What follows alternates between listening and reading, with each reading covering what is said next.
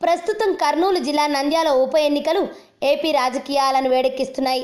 నంద్యాలలో ఎలాగైనా గెలిచేందుకు అధికార తెలుగుదేశం పార్టీ, ప్రతిపక్ష వైఎస్ఆర్ కాంగ్రెస్ పార్టీలు ఎత్తులకు పై ఎత్తులు వేస్తున్నాయి. 2019 ఎన్నికలకు సమయం దగ్గర పడుతుండటంతో ఈ ఉప ఎన్నిక ఇరు పార్టీలకు చావో రేవో అన్నట్లుగా మారాయి.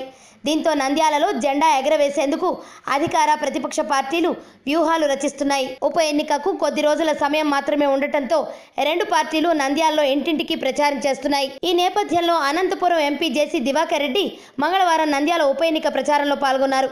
ఈ సందర్భంగా మీడియాతో మాట్లాడారు. ఈ సందర్భంగా చంద్రబాబు ప్రభుత్వంపై జేసీ అసంతృప్తి వ్యక్తం చేశారు. ప్రభుత్వంపై ప్రజల్లో కొంత వ్యతిరేకత ఉందన్న జేసీ అభివృద్ధి పనులు ప్రత్యేకంగా చేయడం లేదని వ్యాఖ్యానించారు. అలాగే బీజేపీతో జగన్ కలవరని, 2019లో టీడీపీ, బీజేపీ కలిసే పోటీ చేస్తాయని ఆయన స్పష్టం చేశారు.